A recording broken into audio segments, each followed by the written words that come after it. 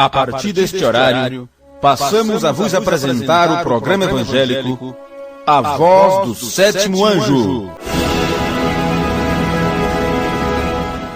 Este é o culto de número 3 da nossa série sobre adoção. Foi prometido nas Escrituras que no tempo da revelação de Jesus Cristo, seria dispensado somente para os filhos de Deus uma dádiva, ou um dom, para que eles não errassem o alvo. Este dom é apresentado por São Paulo e também pelo apóstolo Pedro como uma graça especial. É uma unção, ungida pelo próprio ungidor, Deus mesmo. Portanto, aqueles que não tiverem isto que Deus dispensa, eles não poderão compreender a revelação. William Branham se refere a precisamente o tempo da parousia de Cristo, quando o próprio Espírito Santo se apresenta na terra e realiza um trabalho. Então, as pessoas ficam apegadas com o que aconteceu antes disso, com as promessas de Deus e fica sempre falando de um futuro, como se a promessa de Deus não estivesse em cumprimento. Mas, esses que recebem esta graça, ou esta dádiva, eles, seus olhos, os olhos do seu entendimento, por isto é, cingir os lombos do vosso entendimento.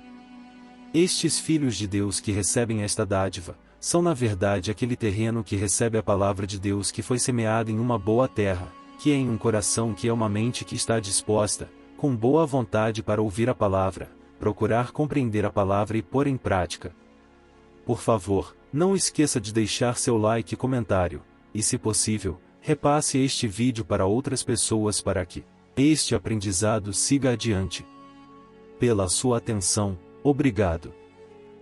Nós temos esses dias estudado uma parte do livro de Romanos, onde temos falado um pouco sobre a adoção, e nós chegamos até Romanos capítulo 8, versículo 30, onde Paulo fala: e aos que predestinou, a estes também chamou, e aos que chamou, a estes também justificou, e aos que justificou, a estes também glorificou. Amém? Senhor nosso Deus, amado Senhor, no nome de Jesus Cristo temos nos reunido uma vez mais, e é um privilégio para nós podermos estar em tua casa.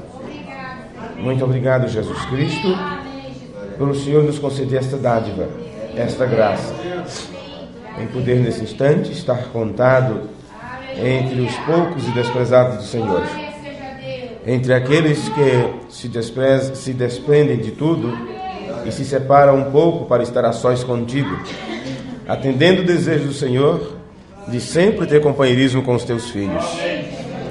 Nos ajuda nesse instante, que possamos ter um bom aprendizado na tua palavra, e que o teu Espírito nos guie a passos verdejantes nesta hora, e mesmo contrariando a nossa carne, que o nosso Espírito possa ficar fortalecido agora, porque, ó Senhor, os desejos da carne é diferente do desejo do nosso Espírito, e o nosso Espírito, nossa alma sempre tem sede do Senhor, sempre sentimos sede do Deus vivo, e agora estamos aqui esperando ser alimentados por Ti e saciados por Ti. Ajuda os nossos irmãos que estão trabalhando nesse instante, aqueles que não puderam estar conosco por motivos que o Senhor conhece muito bem. Colocamos todos eles em Tuas mãos, implorando por Tua misericórdia. E os nossos irmãos que, distantes daqui, estão cultuando juntamente conosco, que eles sejam abençoados por Ti do mesmo jeito que aqui seremos. Estamos juntos nesta obra, Senhor, batalhando pela revelação que deste aos santos do passado. Obrigado por o Senhor confirmar a Tua presença em nosso meio, com os sinais que seguem aqueles que creem. Nós cremos na Tua palavra, e assim ficamos descansados, sabendo nós que no Teu tempo, no tempo do Senhor, as coisas começarão a se mover em nossas vidas. No nome amoroso de Jesus Cristo, nós pedimos e Te agradecemos nesta hora, para a Tua glória. Amém. Podem sentar. Nós ficamos um tempo no culto anterior falando sobre e aos que predestinou. E aos que predestinou. E nós encontramos que Paulo fala sobre isto, mostrando que estas pessoas que estavam em Deus antes da fundação do mundo e que foram predestinados, Paulo fala sobre isso no livro aos Efésios, mostrando que estes foram predestinados por um que é Deus e é nosso Pai. E este é o Pai de nosso Senhor Jesus Cristo. Então, nós encontramos que esta predestinação é uma bênção que vem aos filhos de Deus antes da fundação do mundo, e por isso eles receberam unção de Deus. Paulo disse em Efésios 1:3: Bendito Deus que é Pai de nosso Senhor Jesus Cristo, o qual nos abençoou com todas as bênçãos espirituais nos lugares celestiais em Cristo. Se é em Cristo, significa em uma unção. Em uma unção. Nós recebemos uma unção da parte de Deus, Pai. E esta unção nos torna conhecedores de todas as coisas. Porque só Deus sabe todas as coisas, e Ele nos traz o conhecimento dele para a igreja, não é? Para nós. Paulo disse dessa forma que bendito o Deus que é o Pai de nosso Senhor Jesus Cristo. E este Deus nos abençoa em Cristo. Então, nessa parte das Escrituras, Paulo está falando não apenas do ungidor, nem do ungido, que é a pessoa que recebe, mas ele está falando de uma unção. Nos abençoa em Cristo. Ele nos abençoa com esta unção. Vê? Porque nosso Senhor Jesus Cristo é o ungido. Todos aqueles que recebem o mesmo conhecimento que Jesus recebeu do seu Pai, esses também recebem a mesma unção. E Paulo acrescenta que esse Deus que é Pai, Ele é bendito, e que também Ele nos abençoa com todas as bênçãos celestiais. E esta unção, ela vem do próprio ungidor, do próprio Deus. E eu levei os irmãos, naquele culto passado, para 1 João capítulo 2, versículo 20, onde diz: vós tendes a unção dos santos e sabei tudo. Então, vós tendes Cristo a unção, para poder conhecer todas as coisas. Então, nós estudamos um pouco esta parte, sobre e conheceis tudo, depois de receber esta unção. Então, esta unção vem, ou tem a ver com ser a nós dado a capacidade de saber. E vós tendes a unção dos santos e sabeis tudo. Então, esta unção traz para nós uma sabedoria, o entender todas as coisas. Claro que as Escrituras, elas se entrelaçam para poder a Bíblia explicar a própria Bíblia. Nós então encontramos em 1 Pedro capítulo 1, versículo 13, uma profecia que naquele tempo, no tempo quando chegasse a revelação de Jesus Cristo, então os filhos de Deus estariam na terra para receber um dom especial, que nos acompanhará. Este dom nos acompanha para sabermos e entendermos a nossa colocação na família de Deus. Sem esta unção, sem este dom, as pessoas não conseguem entender o seu papel, ou qual o trabalho que tem de desempenhar, ou o que Deus lhe reservou para fazer neste tempo da revelação de Jesus Cristo. E por não ter este dom, esta dádiva, esta graça, eles não conseguem se colocar na posição, ou receber instrução de se colocar na posição de filhos adotados. Porque nessa parte de Romanos 8 que estamos estudando, estamos tratando do processo de adoção, que é a parte importante de conhecermos. Depois de sabermos o relacionamento que Deus tem com o seu filho, a nossa próxima etapa é conhecer a fundo a nossa relação de Deus com nós, que somos também seus filhos. Amém. Se Jesus foi nosso irmão maior, ou aquele que veio na frente para que sigamos suas pisadas, então claro que o mesmo processo que Jesus passou, nós temos que passar, com a diferença que Jesus Cristo não nasceu em um corpo pecaminoso, ele nasceu em um corpo santo, não é? Um corpo que não teve nenhum contato humano, tanto o sangue como a carne em si foram criados por Deus. O sangue, Deus gerou aquele sangue, criou aquele sangue. O corpo, Deus criou aquele corpo. Portanto, não foi usado sangue humano na concepção, nem tampouco o óvulo de Maria. No entanto, nós passamos por outro processo. Viemos de teofania ou de espírito, né? A carne. E passamos por outro processo, pela concepção humana. Jesus não passou por isso. Mas no processo de adoção de filhos adotados, temos que passar pelo mesmo processo que Jesus Cristo passou. Agora, em 1 Pedro capítulo 1, versículo 13, está escrito: portanto, cingindo os lombos do vosso entendimento, sede sóbrios, e esperai inteiramente na graça que se vos ofereceu, na revelação de Jesus Cristo. Você chega numa posição onde você espera, onde você se coloca, onde você se estabelece, e não move dali, ou não procura com seus próprios esforços fazer ou adquirir. Você sabe que está na dependência da graça de Deus. Graça é um favor imerecido. Então você descobre que não depende de nada do que você faça ou deixe de fazer. É uma dependência da graça de Deus para você, do favor de Deus que você não merece.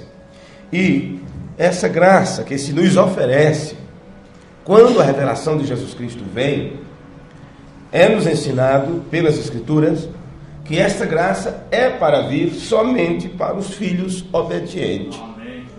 Filhos desobedientes não recebem isto, porque isto é um processo, vamos dizer assim, se é uma dádiva, se é um dom, se é um presente, é como uma, oh meu Deus, qual a palavra mais exata aqui? É como um prêmio de consolação.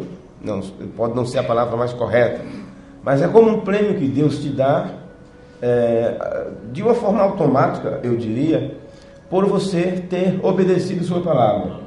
Então Ele te dá desta graça, esta graça, que desde lá, do que estamos lendo em Romanos 8, versículo 30, que se Ele nos abençoou e nos predestinou para filhos de adoção, e se foi isto desde antes da fundação do mundo, e nos deu todas as sortes de bênçãos espirituais em Cristo, porque é uma unção que vem para os filhos de Deus, e se isto só vem para os filhos, e esses filhos têm que ser obedientes, senão não recebem isto, então isto é chamado pelo apóstolo Pedro, esta mesma coisa que Deus nos dá, de graça.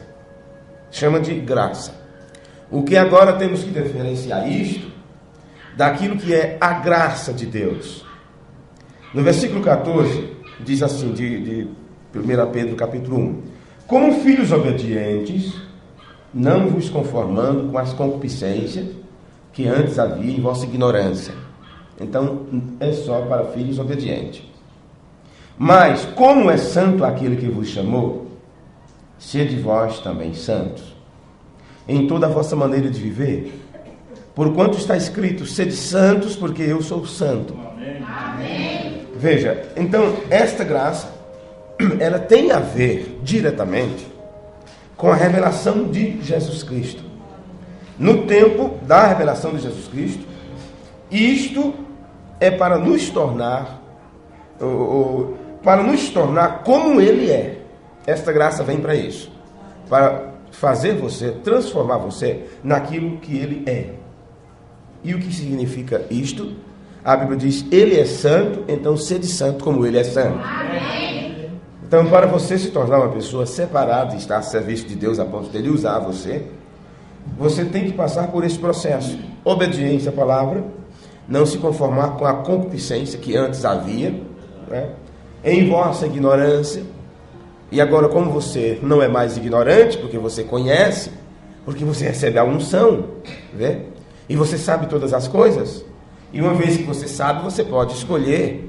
Deus te dá o livre-arbítrio, mas este livre-arbítrio que você recebe, você sabe que se você escolher o que é errado, você não receberá esta graça de Deus, porque aí você estará em desobediência. Então, se você procura obedecer e fazer aquilo que Deus disse, Ele dispensa para você esta unção. E esta unção te coloca numa posição de filhos adotados. E isso faz com que você se separe. E uma vez que você se separa, você é colocado na qualidade de santo, porque Deus é santo. E Ele pode dizer, como disse de Jesus Cristo: este é meu filho amado, a Ele ouvi. Então, uma pessoa desta, se ele está apto para falar a ponto das pessoas ouvir o que ele tem a dizer, esta pessoa não pode estar falando qualquer coisa. Ela não pode estar falando qualquer asneira, qualquer palavra torpe, porque foi dito no processo de santificação que não haja sobre vós nenhuma palavra torpe, não é? Nenhuma palavra torpe. Então você tem cuidado com aquilo que você fala, porque aquilo que você fala as pessoas ouvem, e não só as pessoas, o diabo também ouve. Então se o diabo ouve da sua boca aquilo que não é a palavra de Deus, ele faz um grande dano com aquilo que você fala, ele usa tuas palavras, mas quando você fala aquilo que está escrito, ele terá que se dobrar a palavra. Amém. Portanto, esta graça tem a ver com a revelação de Jesus Cristo. Paulo também fala disto em 1 Coríntios 1, versículo 3, e ele diz assim: graça seja convosco e paz da parte de Deus nosso Pai. Então é algo que vem diretamente de Deus mesmo, a grande fonte, não pode vir de outro. Mas isto, para chegar até você, tem que vir através de Jesus Cristo. Da mesma forma que para o mundo ter sido formado, da mesma forma que para todas as coisas virem à existência, Deus trabalhou através de seu Filho. Deus não gerou a Jesus Cristo e depois Jesus Cristo criou o mundo, porque Jesus Cristo não é o Criador. Do mesmo jeito como o William Branham não é Criador. No entanto, ele falou a palavra e criou esquilos. O processo é que Deus criou o esquilo, mas para esses esquilos serem criados, ele usou uma ferramenta, ele usou um corpo. Foi assim que Deus criou todas as coisas, através de Jesus Cristo. E é por isso que as pessoas não conseguem diferenciar o Pai do Filho. Vê? Porque uma vez que você diz que foi Jesus que criou, como se ele fosse o Criador, o William disse que ele não pode ter criado um ser menor, e logo depois disso, esse outro ser menor começou a criar as coisas. Aí você teria um outro que seria o Criador. Vê? O William disse, isso não pode estar certo. Então a forma correta é como ele nos ensinou, mostrando que de Deus saiu o Logos, que era seu Filho, e Deus, através de seu Filho, criou todas as coisas. Então isto está de acordo e harmonia com todas as Escrituras, quando Paulo, escrevendo aos Hebreus, diz que através de Jesus Cristo, ou através do Filho, as coisas vieram à existência. Então, a mesma coisa é que no tempo da revelação de Jesus Cristo, um dom especial que vem para a igreja, vem da parte de Deus. Porém, você não pode receber isto da parte de Deus, a menos que isto passe a você através de Jesus. Porque Ele é o mediador entre Deus e o homem. Jamais você poderia se aproximar de Deus a não ser através de Jesus Cristo. E Ele disse, ninguém vem ao Pai senão por mim. Porque Ele é a ponte que nos liga de volta a Deus. Graça seja convosco da parte de Deus nosso Pai e do Senhor Jesus Cristo. Sempre dou graças a meu Deus por vós, pela graça de Deus, que vos foi dada em Jesus Cristo, ou através de Jesus Cristo. Agora, observe que Paulo fala dessa graça, que é traduzida da palavra grega, charis. Charis. Na nossa língua normal, é C-H-A-R-I-S. Então, charis. Nessa parte onde Paulo fala sobre esta graça, que veio da parte de Deus para nós.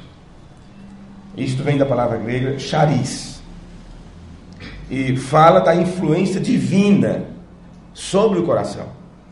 Uma forma de Deus influenciar nosso coração, que é o nosso entendimento. Veja. Então, quando isto acontece, Deus influencia o nosso entendimento, isto mostra para nós de uma forma mais clara aquilo que Paulo disse em uma de suas cartas, onde ele diz que Deus é quem opera em nós tanto querer como o efetuar, tanto o desejo como o realizar aquele desejo. É Deus trabalhando nisso, porque é Deus que move nosso coração, ou nossa mente, nossa mente, nossa inteligência, nosso entendimento, para fazermos aquilo que é correto. Por isso oramos, nos inspira nas coisas corretas, não é? Nos anima a fazer as coisas corretas. E nos desanima quando desejarmos fazer as coisas incorretas. Ou, em outras palavras, influencia nosso coração, influencia o nosso entendimento, para que sintamos gozo, alegria, prazer em fazer aquilo que é verdadeiro, aquilo que te agrada. Bem, então veja que fala da influência divina sobre o coração e uma vez que Deus influencia o nosso coração, nosso entendimento, aquilo tem que ser refletido na vida. Aquilo reflete, não pode Deus influenciar teu entendimento e aquilo não ser expressado através de tua vida. Porque uma vez que as expressões do corpo e a inclinação, o corpo inclina ou mostra a inclinação para onde está indo a tua alma, e isto fala de um caminhar, e a Bíblia diz que os passos do homem justo são o quê? Guiados pelo Senhor. E quando alguém está te guiando, está te influenciando, né? Está te dizendo onde ir, está passando a você a sua ideia, a sua influência. Então o homem justo, ele se torna justo por isto. Ele recebe esta graça, o entendimento de Deus. Por isso ele sabe tudo. Então ele começa a ser influenciado pela direção do Espírito Santo. E esse espaço, então, é o Senhor que o está guiando. Vem esta influência ao teu coração, isto é refletido na tua vida. E você se torna uma pessoa grata a Deus. Aí vem o processo de gratidão, que é quando você devolve a Deus aquilo que Ele te deu. Amém? A fé que Deus te dá, você devolve a Ele na sua forma de adorar corretamente, de acordo com as Escrituras. Mas eu também quero que você observe que esta palavra charis, nós falamos um pouco disso no culto anterior, mas eu creio que hoje fica mais claro ainda para aqueles que ouvirem este simples sermão. A palavra charis vem da palavra grega charisma, carisma, charisma, que se você fosse ler de uma forma mais abrangente, para entender o quadro agora por completo, em poucas palavras, seria aquilo que chamam de crisma, que é uma das ordenanças da Igreja Católica, não é? Depois, quando a pessoa, como um bebezinho, eles batizam, e depois vem aquele processo, tá? Aí chega o tempo do crisma. Bem, eu nunca entendi muito bem o que era esse processo do crisma, até encontrar isto. É aos 14 anos? É? Então, numa fase, né, depois do segundo set, né? Então, crisma. Que isto, crisma, na verdade, é uma unção. É uma unção. E eles entendem isto, e todos eles vai, e aquela festividade, tudo de branco e tal, acredito que é mais ou menos assim, né? E para serem crismados. Irmão Valério entende um pouquinho disso, que ele já foi coroinha, né? Morou dentro da Igreja Católica, comia hóstia, né? À vontade, né? Comia hóstia à vontade. Martinho Lutero ficou tonto quando viu a hóstia consagrada sendo carregada por um rato, né? Ele disse, isso não pode ser o corpo de Cristo, como eles dizem. Não pode. Eles diziam que aquilo era literalmente o corpo de Cristo, mas quando ele viu um rato carregando a hóstia, ele disse, não pode ser, isso é apenas trigo, isso é apenas uma bolacha, né? Pois bem, esta palavra charis, que você leu nas Escrituras, graça seja convosco da parte de Deus.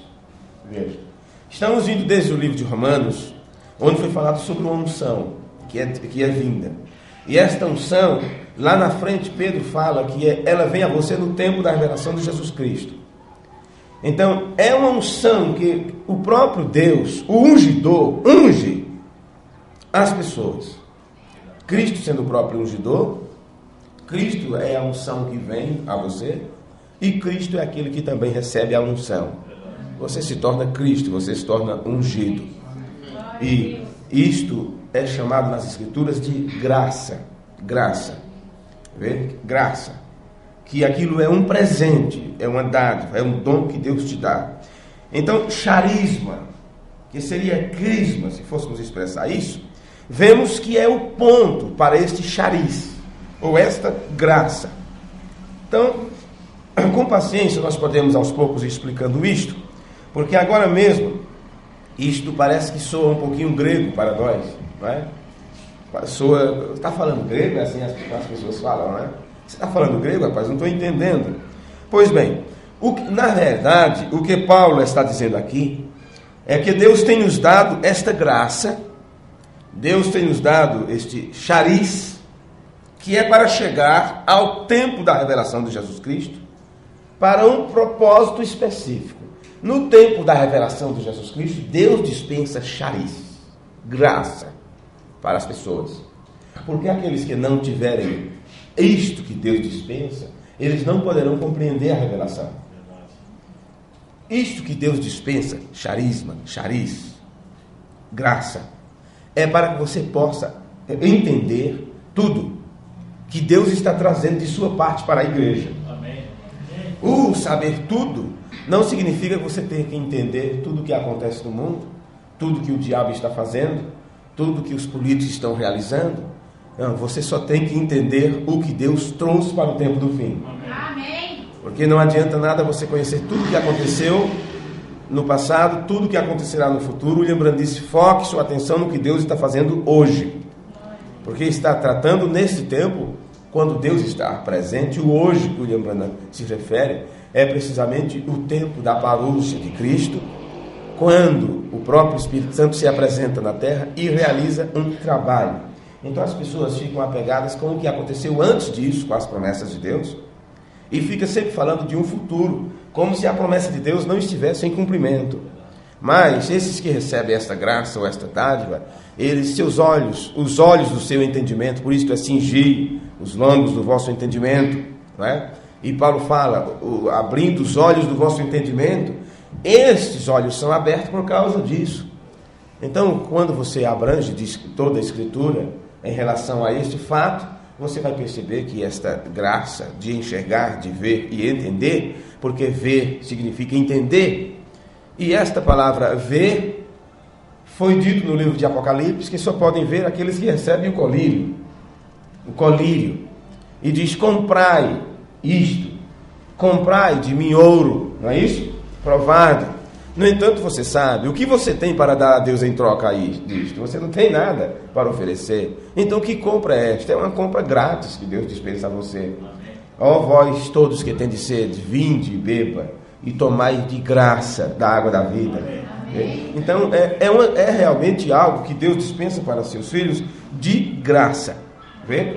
Agora, no versículo 5 de 1 Coríntios 1, diz: porque em tudo fostes enriquecido nele. Deixe-me comparar aqui com a outra versão da Escritura, e também assim eu vejo se estou lendo correto.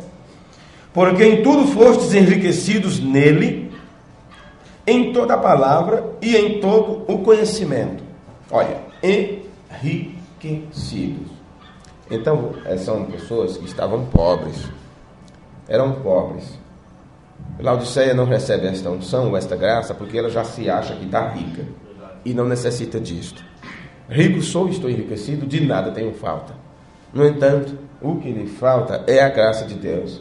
E por não ter a graça, são miseráveis, pobres, cegos, e não enxergam, não vê o que está acontecendo. Estes que recebem esta dádiva de Deus, eles se tornam enriquecidos, porque é uma terra que se torna enriquecida para a semente crescer. Aprendemos isso quando falamos do fertilizante que é colocado na planta, né? Ao redor da planta, para que ela cresça mais saudável e tudo. Então, porque em tudo fostes enriquecidos nele, em toda a palavra e em todo o conhecimento. Então aqui mostra que é a continuidade disto. É um conhecimento que vem de Deus e se torna rico no entendimento dele. Então, claro, se isto vem através de Cristo, e eu vos disse que esse Cristo é a própria unção, que é o próprio ungidor, o Espírito traz a você mesmo. Paulo disse que bendito seja o Deus e Pai de nosso Senhor Jesus Cristo, que nos abençoou com todas as bênçãos celestiais em Cristo Jesus.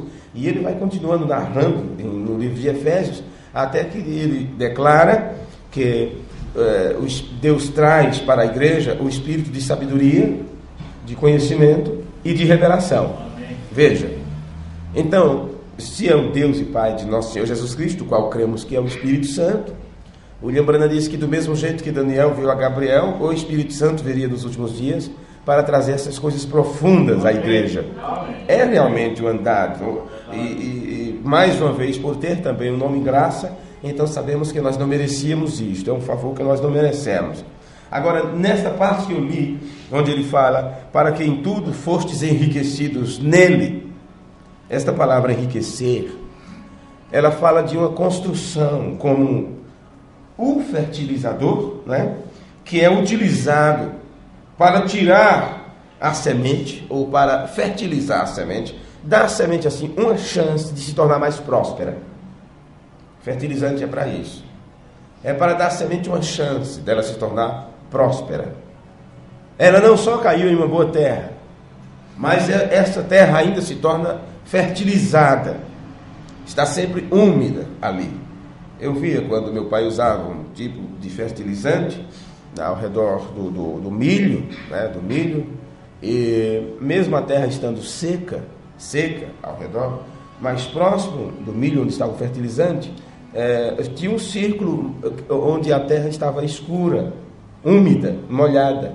O fertilizante fazia isto. Não sei que processo químico era este, porém, a terra ao redor da planta ela se torna úmida e não seca, e não ressequida, né, ressecada. Este enriquecimento fala disto. Um processo nesta terra, que já é uma terra boa, e é colocado ali por causa... Mas a terra é boa, sim, mas tem as intempéries do tempo, do momento, do dia a dia. A palavra de Deus foi semeada em uma boa terra, que é em um coração, que é uma mente, que está disposta com boa vontade para ouvir a palavra, procurar compreender a palavra e pôr em prática. Mas o que acontece no dia a dia? As lutas, né? O sol escaldante das labutas, o tempo, os cuidados, as pressões, isto pode tornar a terra seca, mesmo a terra sendo boa, mas por falta de chuva ela se torna seca, não é? Por isto o fertilizante, para que a semente, mesmo em tempo de estio, mesmo que não haja geada pela manhã, nem um sereno da noite, esteja um clima quente, sem umidade, mas aquela terra está fertilizada. A semente então tem todas as chances de prosperar. E ela prospera a 30, a 60, a 100. Não é? Foi o que disse Jesus. Então a semente, ela realmente produz, ela brota. E ela se necessita, para ela se tornar uma planta completa, pronta para a colheita, ela necessita desse fertilizante. Então nós vemos que estes elementos, os elementos, vamos dizer assim, químicos, se fosse tratar desta forma, os elementos químicos deste charisma ou chariz, porque nós temos duas palavras, por isso repartimos aqui, não é? Chariz, porque tem a outra parte para tornar crisma, não é? Charisma. Os elementos químicos deste chariz são toda a palavra que é logos. Logos. Agora, se você tem toda a palavra que é logos, isto é aquilo que sai da boca de Deus. Amém. Nem só de pão viverá o homem, mas sim de toda a palavra que sai da boca de Deus. Isto é logos. Amém. Palavra. Semente original. Agora, uma vez que Deus fala, quando aquilo depois é transmitido e repetido às pessoas e levado adiante, então você tem o rema, que é uma repetição daquilo que Deus já disse. Daquilo que Deus já disse. E por esta repetição, isto faz com que aquilo continue sempre ali. Sempre os elementos próprios para manter a terra fértil em torno da semente, sempre está ali. Vê? Então você tem rema logos, que é o que Deus disse, repetido depois da forma que Deus disse. E sempre o rema terá de estar de acordo com logos, com aquilo que saiu da boca de Deus. Caso contrário, você não estará fazendo eco. Então, se você não tiver o rema de acordo com logos, você não está fazendo aquilo que Deus disse a fazer, que é testificando daquilo que Ele já disse, entregando testemunho que é verdadeiro. Amém. E a testemunha que é verdadeira, porque conhece tudo, sabe todas as coisas, vem de um que é onisciente, onipresente, infinito. E como você não sabe nada, mas para você entregar adiante, crer e expressar o entendimento perfeito, você terá que receber o conhecimento daquele que sabe todas as coisas. Veja porque Paulo fala desse chariz, desse crisma, desta unção dos santos que vem para a igreja, para poder você conhecer tudo. Amém. Veja, então nós devemos nos perguntar isto: Se toda palavra do Logos, ou tudo que saiu da boca de Deus, é depois repetida, isso traz a você tudo aquilo que é do conhecimento de Deus. Então nós devemos a nós mesmos nos perguntar: que conhecimento temos recebido da palavra? Que tipo de conhecimento ou de instrução nós temos recebido da palavra? Porque no versículo 5 que eu acabei de ler diz: todo Logos e todo conhecimento. Eu vou repetir para você como está na Escritura. Porque em tudo fostes enriquecido nele, em toda a palavra e em todo conhecimento. Agora você sabe que aqui nas Escrituras, onde está toda a palavra, isto é todo o Logos. Todo o Logos. Estas Escrituras, elas foram escritas em grego. E por isso temos que encontrar essas definições para compreendermos o que realmente está escrito. William Branham nos trouxe esse conhecimento, Deus usando então 3 raças para levar o seu entendimento adiante. Ele usou os judeus com a verdadeira doutrina de um Deus único, ele usou os romanos com a abertura de estrada através do grande império, e ele usou os gregos com a linguagem universal, onde nós temos as definições corretas e perfeitas sobre as coisas. Então o que estamos lendo? Porque em tudo fostes enriquecidos, em tudo fostes fertilizados. Que fertilizante é este? Em todo o Logos. Isto é Mateus 4, versículo 4. Nem só de pão vive o homem, mas de todo o Logos que sai da boca de Deus. Agora, lendo um versículo tão conhecido, mas usando a palavra exata de como foi escrito, fica mais fácil. Vê? Nem só de pão viverá o homem, mas de todo o Logos que sai da boca de Deus. Mas de toda a palavra que sai da boca de Deus. Eu sempre me perguntava, né, como o irmão Branham encontrou determinadas definições para entregar às pessoas. Quando ele explica algumas coisas, como Deus em morfe, mudança de Deus, máscara de Deus, cabeça de Deus, quando ele usou good hand, creio que é essa pronúncia, deidade e tal, ou divindade. Eu lembro quantas vezes ele fala explicando a respeito de Deus, como Deus gerou o seu filho, e ele mostra sobre João 1, mostrando Logos, mostrando sobre uma palavra, um pensamento expressado, que ele fala tantas vezes. Então, claro, ele usando, sendo que ele usava muito a Bíblia do Dr. Scofield, as notas do Dr. Scofield, como ele mesmo fala em suas mensagens, então, adquirindo então esta Bíblia Scofield, você encontra que a nota de rodapé do Dr. Scofield, de João capítulo 1, João capítulo 1 diz, o prólogo do livro de João: o Verbo eterno, encarnado no Filho de Deus. Então você tem o Verbo eterno, a palavra eterna, o Logo eterno, Deus mesmo, que se encarna no Filho. E ele começa: no princípio era o Verbo estava com Deus, e o Verbo era Deus. Então, quando o Dr. Scofield, estudando esta parte das Escrituras e fazendo suas anotações, uma cadeia temática do Gênesis Apocalipse, ele diz: Logos, do grego, isso aqui, do grego é Logos, e você lê o quê? No princípio era o Verbo. Então ele está mostrando que no grego, isto, verbo, que é palavra, no grego é Logos, no aramaico, Minra. A primeira pessoa que me falou sobre Minra foi o Dr. Oliveira, não é? Foi o Dr. Oliveira. Scofield diz, do aramaico Minra. E o que é isto? Ele diz: uma designação de Deus nos Targums, os escritos antigos daquela época. Uma designação de Deus. Como você designa Deus? Chama ele de um nome que expressa, vamos dizer assim, os seus atributos, aquilo que ele é. Você chama de o divino, não é? A grande fonte, o grande diamante, o poderoso, o Jeová, seja o que for. Mas, portanto, No grego era logos.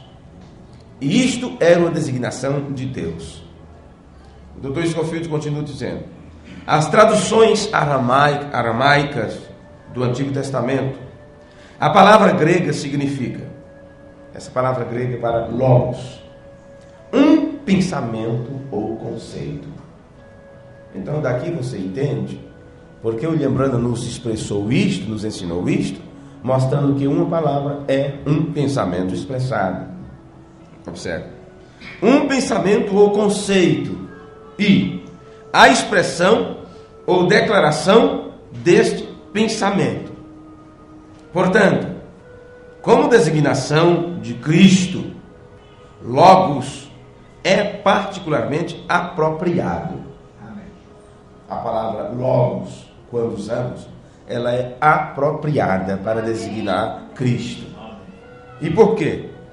Nele estão encarnados todos os tesouros da divina sabedoria, a onisciência de Deus. Ele é desde a eternidade, mas especialmente em sua encarnação, a expressão da pessoa e do pensamento da divindade. Porque o logos ou menra, o irmão Oliveira nos explica que os judeus usavam o menra, o candelabro, de 9 braços, designando a Deus, o ser onipotente, porém era uma peça estática, parada, intocável, que havia uma distância entre Deus e o homem. Porém, quando se trata daquele mesmo objeto, ou daquele mesmo ser, chamei objeto, porque o William Branham diz que Deus é objeto de adoração, não é? Quando se trata daquele objeto em processo de aproximação, que aí já trata de Deus se condescendendo, quer dizer, mudando de forma, descendo, baixando, até chegar a ser homem, quando ele resolveu morar por 3 anos e meio no corpo de seu filho. Vê? Então, a expressão logos é mais adequada entre este relacionamento de Deus em relação a seus filhos. A expressão logos é mais adequada porque mostra Deus em movimento no processo de aproximação. E neste processo de aproximação foi realizado através de Jesus Cristo. Veja, então quando se trata desta parte, por isso que João trata disto, primeiro mostrando Deus, o Verbo eterno, o Logos, a palavra eterna, e logo em seguida mostra sobre aquele, ou o Verbo, o Logos, que saiu de Deus. Vê? Foi a forma que Deus começou a se aproximar do homem. E Jesus disse: ninguém vem ao Pai senão por mim. Não é? Eu fui estabelecido para isto, para ser uma ponte. Vocês só poderão chegar ao Pai se atravessar esta ponte. Então a adoração sua só chega a Deus se ela passar por Jesus Cristo. Por isto ao que está no trono e ao Cordeiro seja honra e glória para todo sempre. Amém. Amém. E assim por diante. Então você percebe por que William Branham usou essas expressões, mostrando a respeito disso. Que a palavra é um pensamento expressado. Ele está nos mostrando o conceito de Deus condescendendo, chegando a ser homem. Quando foi mudando de forma, quando ele deu à luz a seu filho, e aquilo foi vindo até que ao filho recebeu um corpo na terra. Depois, aos 30 e poucos anos, aquilo que o gerou veio habitar nele, porque Deus também queria caminhar entre as pessoas. Né? Deus queria ser tocado, queria apalpar as pessoas. Deus queria ser apalpado, queria ser tocado, queria ser visto. E ele não poderia ser visto a menos que fosse expressado através de um que tinha as mesmas características e essência, e fosse exatamente uma cópia do Pai, sendo em forma de Deus. Vê? Sendo uma forma de Deus. Então, nessa parte que nós lemos, por isso eu fico para lá e para cá nas Escrituras, para encontrarmos a linha, né? Uma linha divisória, o centro de tudo isto. Porque em tudo fostes enriquecidos nele, e em toda a palavra, isso significa em todo logos.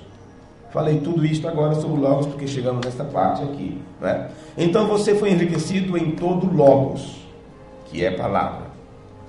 E vemos que estes elementos, destes charis, isso nos traz todo o conhecimento. Então você também percebe que esta palavra nas Escrituras, charis, é graça. Graça. E é para ser dado a nós. Se é para ser dado a nós, isto que é dado é um presente. É um dom. Uma dádiva. Isso é dado a nós para nos edificar. Por isso trata de a semente em processo de crescimento até chegar ao amadurecimento. Isso é para nos edificar, de modo que não nos falte nenhum dom, nenhuma das bênçãos ou dádivas de Deus nos falte, porque esse chariz de Deus, esta dádiva, este dom de Deus, ao vir ao crente, o nutre, o supre de todas, vamos dizer assim, as proteínas que ele necessitaria, de todas as outras dádivas, de todas as outras bênçãos. Por isso, quando é tratado nas Escrituras desta parte que Deus realizaria com seus filhos, é uma unção que faz com que você saiba tudo. E vós tendes a unção dos santos e sabeis tudo, e conheceis tudo. Então, agora esta palavra, charisma, e no grego a palavra significa dom espiritual. Dom espiritual. Vê? Então, a palavra dom, esse dom espiritual, isso trata de uma capacidade para saber e entender. Porque você diz, o que acontece Deus me dando este dom? Quando Deus te dá esta graça, ou dispensa a você este charisma, você recebe a capacidade de entender e compreender. Saber e entender. Então, quando o eunuco estava lendo, o Filipe disse, você está compreendendo o que está lendo? Eu disse, como eu vou entender se ninguém me explicar? Então, veja, todo filho de Deus ele tem que passar por um processo de treinamento. Então, quando você se assenta para aprender, você está sendo treinado, está na escola, está recebendo treinamento, porque você necessita aprender, para poder entender, para poder adquirir conhecimento, sabedoria, que é o que acontece na escola. E aquilo que você aprende, possa ser que você em algum momento esqueça, mas aquilo ficou enraizado em você e nunca mais você esquece 2 e 2 quanto é. Mas no início era difícil, você contava nos dedos, né? 2 mais 2, então você separava ali, bem, você tem uma laranja, mais uma laranja, quantas são? Uma mais uma. Aí você tem que saber que aquilo era 2, porque você está falando de 2 objetos, mas no entanto, você vai falar a quantidade como um todo, 2. Daqui a pouco, mais uma, 3, mais uma, 4. Então, aí você separa em 2 grupos, 2 mais 2 igual a 4. E aqui você se bate com aquilo, e chega em casa e está fazendo nova descoberta, e quando está fácil é bom, né? Enquanto não chegar a números fracionários, e você vai muito bem, e os pais às vezes ensinam um pouquinho também para a gente, e tal, ou o irmão mais velho. E o que você está recebendo? Você está recebendo conhecimento no seu aprendizado e treinamento, e depois daquilo você nunca mais esquece. Então, talvez, no nosso processo de crescimento, esteja acontecendo também a mesma coisa. E ficamos nos repetindo, lendo as mesmas escrituras e repetindo as mesmas frases do irmão Brana. Daqui a pouco você nunca mais esquece aquilo, porque aquilo fica enraizado em você. Vê? Aquilo torna-se parte daquilo que você é. Não é algo que está à parte de você. Então esse charisma de Deus, este dom, uma vez que é dado, é teu. Torna-se parte da tua essência. O entendimento de Deus vem a você e torna parte da sua essência. Por isso, a palavra torna-se a tua palavra, a mensagem torna-se a tua mensagem. O irmão Brana disse que a mensagem, o mensageiro, torna-se a mesma coisa.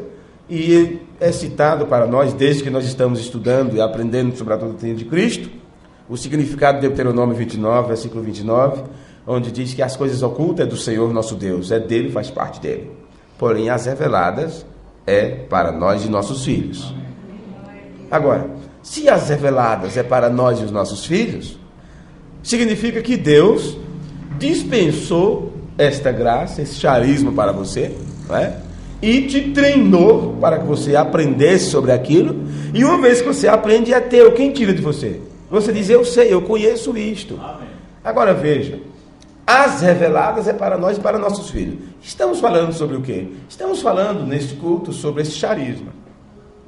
E mostramos no livro de Romanos, no livro de Efésios, na epístola de Pedro também, isto é, e esperai inteiramente na graça, nesta graça, no tempo da revelação de Jesus Cristo.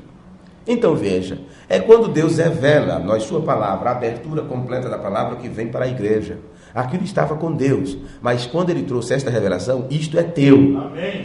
Então você espera, ou você descansa, a verdade é esta. Você descansa inteiramente nesta graça que Deus deu a você. Amém. Nesse charisma, neste dom, nesta unção. Vê? Porque você sabe que se dependesse de você, você nunca saberia nada sobre isso. Então nós vemos que charis é dado a nós para que não nos falte charisma, ou capacidade espiritual para saber e entender. Deus te dá charis, graça, para que não te falte charisma, um dom espiritual, uma capacidade de compreender, de saber as coisas. Então depois Paulo fala, no versículo 6, como o testemunho de Cristo foi mesmo confirmado entre vós. Então, eu pergunto a você, qual foi o testemunho de Cristo que foi confirmado entre vós? Que tipo de testemunho Paulo estava se referindo quando falou estas coisas?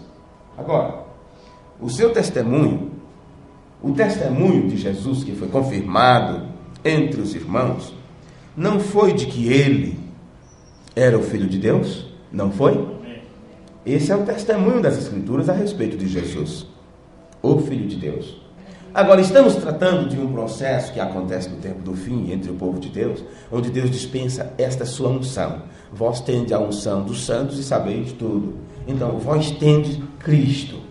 Veja. Agora, veja como está. Unção do santo. Você sabe que o santo é o Deus Todo-Poderoso. No entanto, ele é Cristo, porque ele é o ungidor. E Paulo diz que você recebe o Cristo desse Cristo, ou a unção deste ungidor. E isso traz a você o conhecimento de tudo. E quando vem a você o conhecimento de tudo, um dos conhecimentos principais é o testemunho que Deus dá a respeito de seu Filho. E foi dito, quem não creu no testemunho que Deus deu a respeito de seu Filho, faz de Deus um mentiroso, porque não creu no testemunho que ele de seu Filho deu. Nós já aprendemos isso quando pregamos um pouco sobre os benefícios da revelação. Agora, quando as pessoas falam da revelação, a igreja está edificada na revelação, eles geralmente leem aquela escritura, não tu revelou a carne e sangue, mas o Pai que está no céu, não é? E eu te digo, tu és Pedro, e sobre esta pedra edificarei a minha igreja, e as portas do inferno não prevalecerão contra ela. E ali fala que a igreja está edificada sobre a revelação, a rocha, que é a revelação. Ok.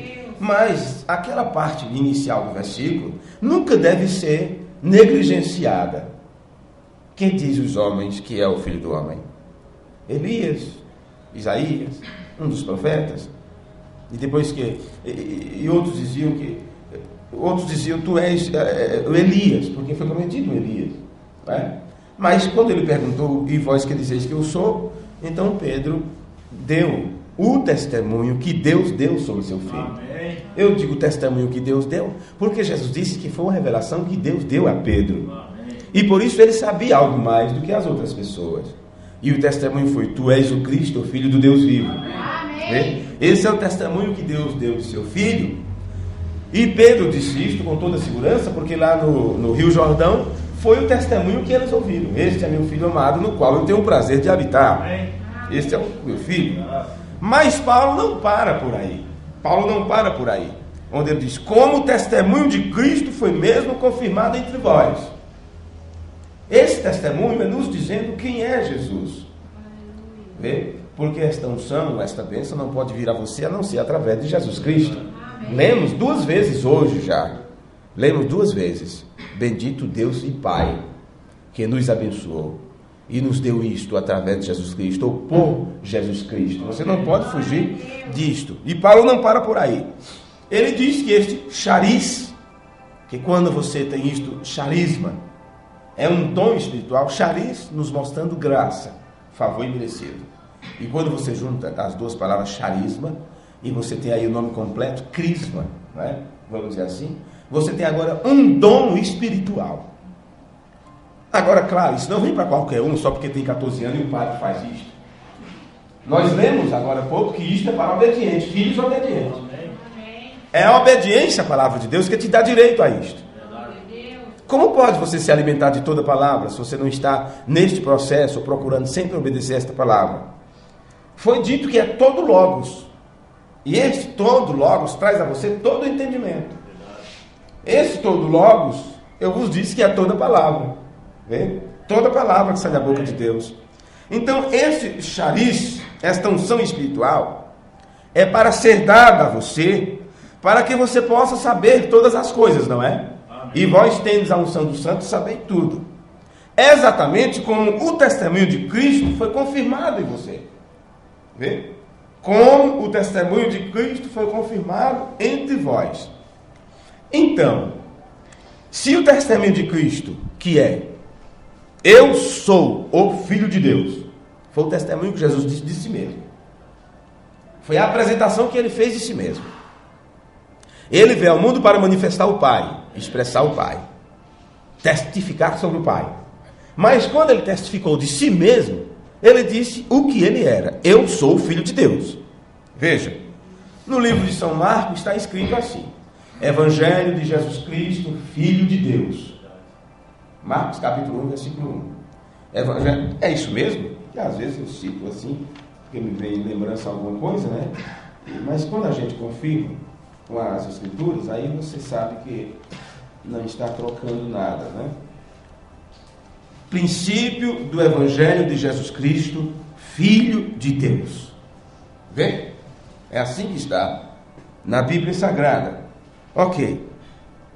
Agora, Paulo está dizendo aqui, uma vez que o testemunho de Cristo é eu sou o Filho de Deus, e quando isto é confirmado em você, significa que você terá o mesmo testemunho. Isto é um ponto-chave no nosso aprendizado aqui. Isto nós chegamos agora em um ponto X, em um ponto de decisão neste aprendizado. Se o testemunho de Cristo é eu sou o Filho de Deus, foi o testemunho que ele deu de si mesmo. Porque o que ele estava fazendo era testificando do Pai, repetindo o Logos, a palavra que saiu do Pai. Tu és meu filho. Esse é o testemunho que Deus deu de seu filho. Quando o filho dá o testemunho de si mesmo, ele não pode falar outra coisa a não ser o testemunho que Deus deu sobre ele. Caso contrário, ele estaria entregando o entendimento seu. E ele não podia entregar nenhum entendimento seu. Porque o entendimento dele veio do Pai. Inclusive, a vontade dele, ele disse, não vale de maneira nenhuma a minha vontade nisto aqui. Por isso ele disse, passa de mim esses caras, mas a minha vontade não seja feita. Seja feita a tua vontade. Porque a vontade dele seria contrária à vontade de Deus. Vê? Como a tua vontade é contrária à vontade de Deus. Então, quando você rende sua vontade, para que a vontade de Deus prevaleça, aí você se encontra cumprindo a palavra. Amém. Daqui a pouco você desvia e, puxa, eu consegui não fazer aquilo, eu consegui não ir, não atender aquilo, eu me livrei daquilo. Por quê? Significa que você rendeu, se você se rendeu, só isso, simples isso, você se rendeu. Isso mostra subjugo, né? Ou quando você se coloca sobre um jugo de alguém, você rende. Você poderia fazer, poderia ir, poderia dizer. Até direito tem eu fazer. Quem tem boca fala o que quer, quem tem mente pensa o que quer, faz o que se quiser, faça o que der na telha. Mas quando você subjuga isto, você fica sob o jugo de alguém. Agora, as pessoas preferem ficar sob o jugo de Satanás e fazer as vontades dele, do que se colocar sobre o jugo de Deus. E Jesus disse, o meu jugo é suave. O meu jugo é suave. Meu fardo é leve. Não é? Em outras palavras, eu não vou colocar em vocês um fardo que vocês não possam carregar. Porque eu conheço vossas fraquezas, vossas dores, vossas dificuldades. Deus não vai exigir de você uma coisa que você não possa cumprir. Se as pessoas acham que é tão difícil ser crente, não é? Se nossos jovens, nossas irmãs, as mulheres, acham uma dificuldade muito grande permanecerem como as Escrituras exigem sobre o seu comportamento, vestimento, cabelo, tudo isto, e dos homens a sua forma, seu caráter e tudo, se acham que isso é difícil demais em um mundo como este, isto é falta de subjugar-se, não é? É falta de subjugar. E foi dito que não é pesado, é uma coisa leve. Se está sendo difícil a caminhada, então alguma coisa está sendo feita de má vontade. De má vontade. Porque quando você se entrega de boa vontade, então você sabe, nada importa. Mesmo que você seja levado para o sacrifício, para ser sacrificado, mas você se rendeu, você não tem domínio. Paulo disse, não sou eu que vivo. Eu tenho que expressar através de mim a vida de Cristo. E você não pode expressar a vida de Cristo e viver da sua própria qualidade de vida que você quer viver. Isso é automático, isso aí, não é? Então tá. Se o testemunho que Deus deu de seu filho é isto, tu és meu filho, e o filho, ele deu o mesmo testemunho do pai, ele apenas podia dizer, eu sou filho de Deus, porque foi isso que Deus disse que ele era. Então, se isto é para ser confirmado em você, como Paulo disse, como o testemunho de Cristo foi confirmado entre vós, se isto é para ser confirmado em você, então significa que você terá que ter o mesmo testemunho. E quando você falar sobre Jesus, pensar sobre Jesus, testificar sobre Jesus, dizer a mesma coisa que Deus disse e a mesma coisa que Jesus disse, que ele é o Filho de Deus. Veja, porque se trata da doutrina de Deus, da doutrina de Cristo. E essa doutrina, que é o ensino que Deus trouxe, o ensino de Deus, a doutrina de Deus, que ensino é isso? Jesus disse, o ensino não é meu, que nós, na nossa tradução é doutrina, não é? A doutrina não é minha, é do Pai, eu ouvi dele. Veja, então o ensino de Deus, a doutrina de Deus, é mostrando o que Deus é. Eu sou Deus, este é meu filho. Amém. Glória seja Deus. Eu tenho o prazer de habitar nele. Depois ele diz, a ele meu filho. Esse é o testemunho que Deus dá sobre o seu filho. Então Paulo está dizendo aqui que este chariz, ou unção, é dado a você para que você possa entender e saber que o testemunho de Cristo é também seu testemunho. Você faz ou leva adiante o mesmo testemunho de Jesus. Mas é importante você compreender que você está falando exatamente o que Jesus disse. Olha a consideração que você tem por Jesus, sabendo quem ele é, e agora conhecendo, você está levando adiante o mesmo testemunho dele. Isso significa que você o tem. Veja, você está dando o mesmo testemunho dele. Gente, isso é muito bom. E Paulo diz que você pode entender e saber que seu testemunho está confirmado em você. Então, confirmar chega-se a um ponto de estabelecimento. Você não fica mais cocheando entre dois pensamentos. Você não diz será se. Não existe mais isso quando se trata sobre a doutrina de Deus. Então, aqueles que não receberam ainda a confirmação do testemunho de Jesus Cristo, eles ficam, mas por que aqui diz isso? Mas por que nessa parte aqui diz assim, e crucificar o Senhor da glória? Só existe o Senhor. Então, como pode ele não ser Deus? Então, aqueles que não receberam a confirmação desse testemunho, eles ficam, mas por que o irmão Bruno disse aqui que era Jeová nascendo da manjedoura? Então, fica-se com essas ideias, porque não tem ainda o testemunho confirmado. Mas Jesus tinha o testemunho de Deus confirmado nele. E por isso ele não precisou explicar quando ele disse assim, ninguém vem ao Pai senão por mim. Ele não tinha que falar mais nada sobre isso, que ele já tinha dito, o Pai está em mim fazendo as obras. Quando ele diz outras coisas como, não vos deixarei órfão, voltarei para vós. O que ele estava fazendo? O que ele estava falando? O Pai que estava dizendo isso através do Filho. William Bruno explicou isso, no entanto, passaram isto por alto. Quem tem o testemunho confirmado, não fica encontrando disparidade nessas partes das Escrituras, nem tão pouco nas partes da mensagem, onde William Bruno chama sobre Jesus, Jesus Filho de Deus, Jesus que é Deus mesmo, porque você conhece, foi confirmado em você o testemunho, e o testemunho te mostra o centro de tudo isto. Amém. Te agrega no centro. E o centro, mesmo que a mente varie para lá e para cá, mas você tem o centro. Ok, mas ela que diz que Jesus é Deus mesmo. Jesus é Deus mesmo. E ele se apresentou lá para Paulo, na forma do pilar de fogo, dizendo: eu sou Jesus. Observe, ele voltou na forma original. Mas o testemunho que é confirmado a você, que mostra que Jesus é o Filho de Deus, te diz o seguinte, que o corpo, Jesus o Filho, ou aquele ser que recebeu um corpo de carne, que nasceu através de Maria, que morreu pelos meus pecados, que se entregou à paixão de morrer por seus filhos. Quais filhos? Veja. Aí você diz: mas ele morreu por seus filhos? Sim. William Brandt disse: Deus morreu a morte em Cristo. E quando eu estava explicando isso para o irmão esta semana, porque é meio limitado você pregar pela internet, pregar pelo computador, né? Interagir com as pessoas assim fica um pouco limitado. Mas explicando essa parte, ele disse: como foi isto? Como é que Deus morreu a morte em Cristo? Quer dizer que ele matou a morte em Cristo? Não, ele está dizendo: Deus morreu a morte em Cristo. Vê. Agora, você sabe que Deus não pode morrer, porque ele é imortal. Então o Filho, ao assumir o meu lugar e morrer por mim, isso significa que ele também foi um substituto para Deus mesmo, porque Deus não pode morrer.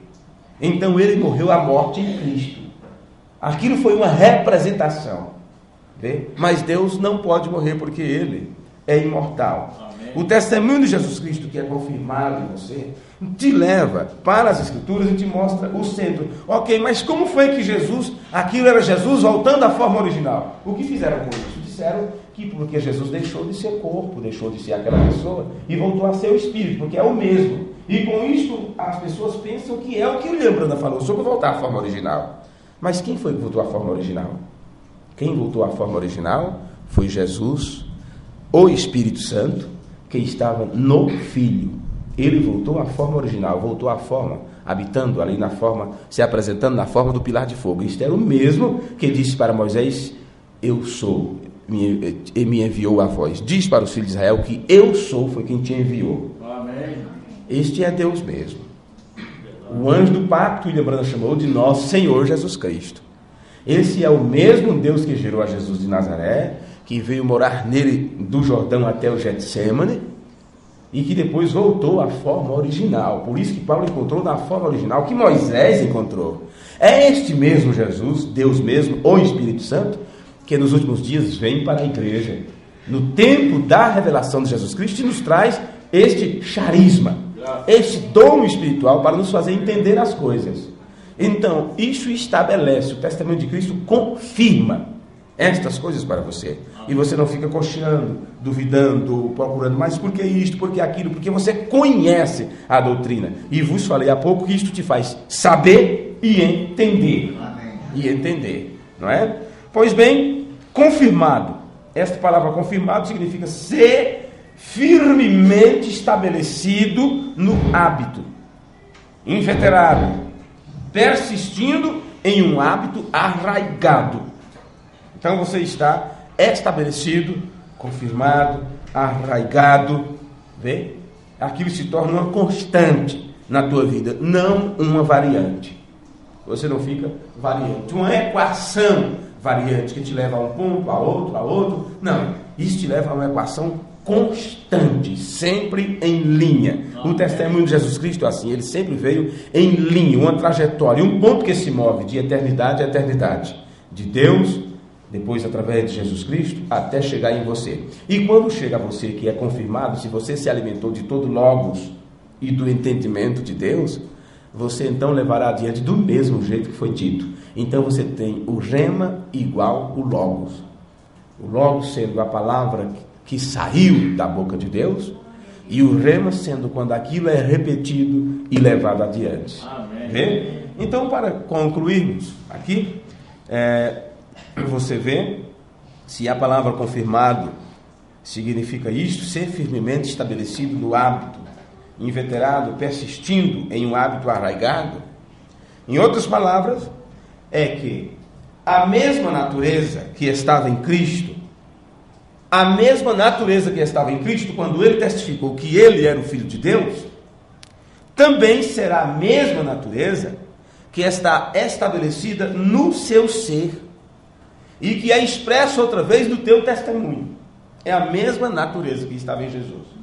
Esta mesma natureza, nós, quando estudamos a estatura do varão perfeito, nós aprendemos que a natureza do cordeiro, não é?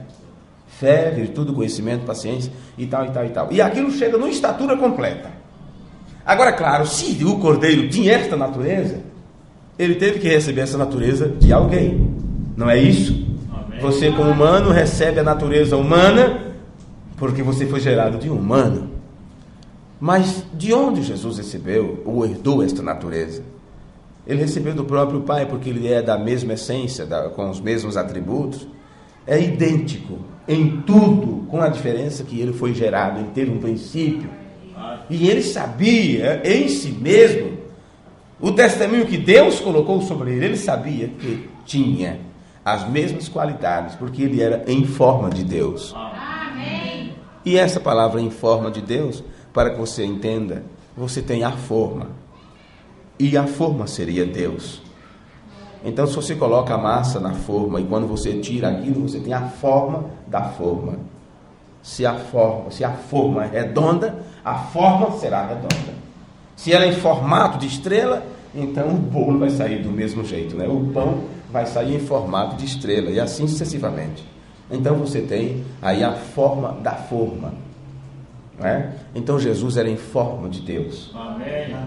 No entanto, diferente de Satanás e de muitos outros que têm sido enganados por Satanás,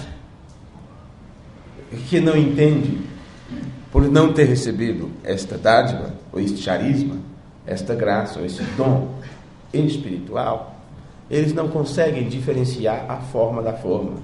E eles dizem que a forma é a mesma forma. No entanto, a forma diz, olha, você está me vendo, vê este meu jeito, vê estas curvas, é porque eu saí dali. Eu saí dali. Vê? Eu saí daquela forma. No entanto, eu sei quem eu sou. Eu não sou a forma, eu sou a forma. Vê? Então Jesus sabia quem ele era. Ele nunca disse que era Deus. Ele disse, eu sou filho dele, porque ele me gerou. O Pai é maior do que eu não sei dessas coisas, mas o Pai sabe. Vê? Essa é a diferença. E por isso ele nunca teve por usurpação, ou nunca se apegou a isto. Nunca usou a sua qualidade para querer ser algo além daquilo que ele poderia ser, um filho obediente. Vê? É isso que eu acabei de vos dizer.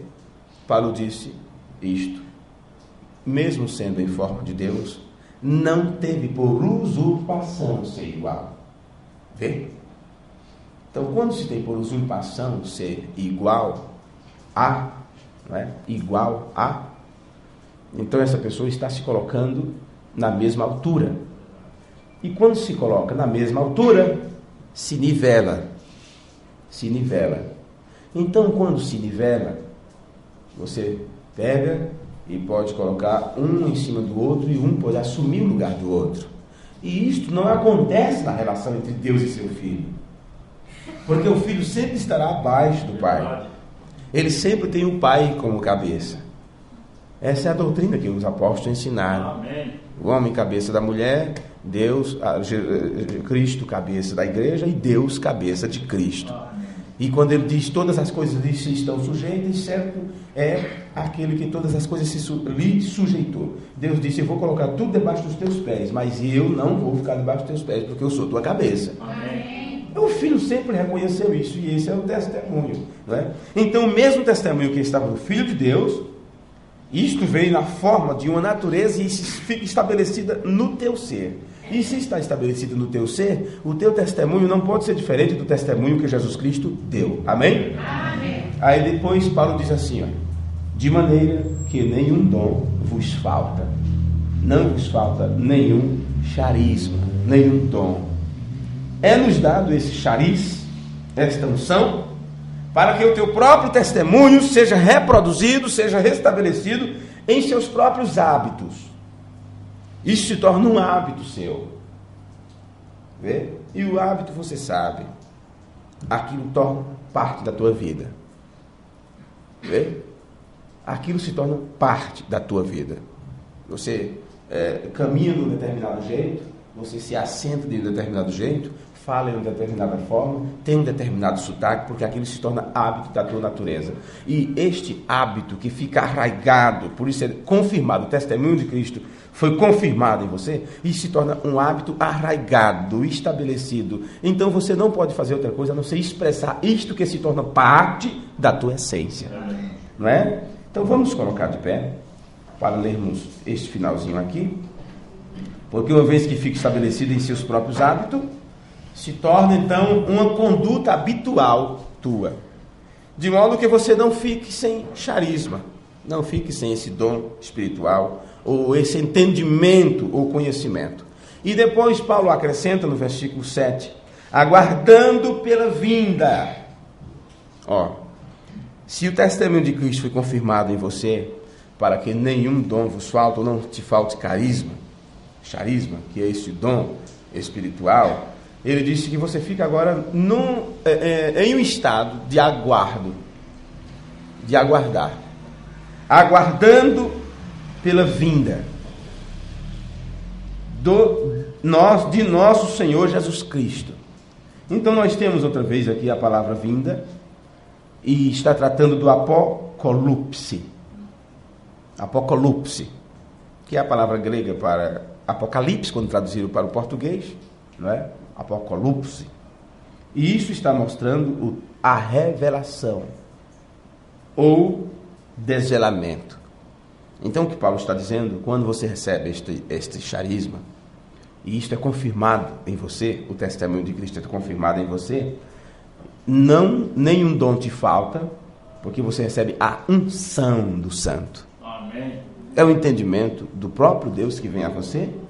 Então você fica aguardando a revelação ou o desvelamento, porque a revelação ela é progressiva.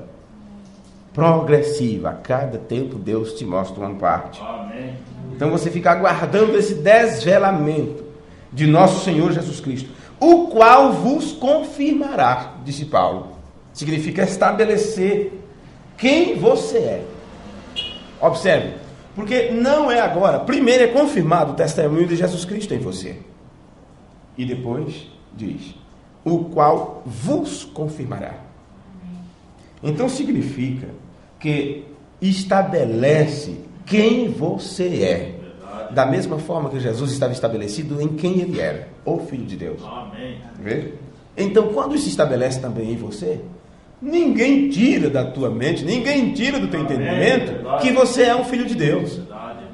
Nada tira isso de você, porque Deus confirmou isto. A prova do DNA veio a você, e ali está que você tem a característica do Pai, que você veio de Deus. E diz, isso será confirmado também até ao fim, para serdes irrepreensíveis no dia de nosso Senhor Jesus Cristo. Fiel é Deus, pelo qual foste chamados para a comunhão de seu Filho Jesus Cristo, nosso Senhor. Então, é Deus quem nos chama para a comunhão, que é para o companheirismo. É isso que vem, é de onde vem a palavra, não é? Então, fiel é Deus, pelo qual foste chamado para a comunhão de seu Filho Jesus Cristo, nosso Senhor. Ou Deus te chamou para o companheirismo, todos os filhos em companheirismo com seu filho. Agora, você conhece a outra escritura.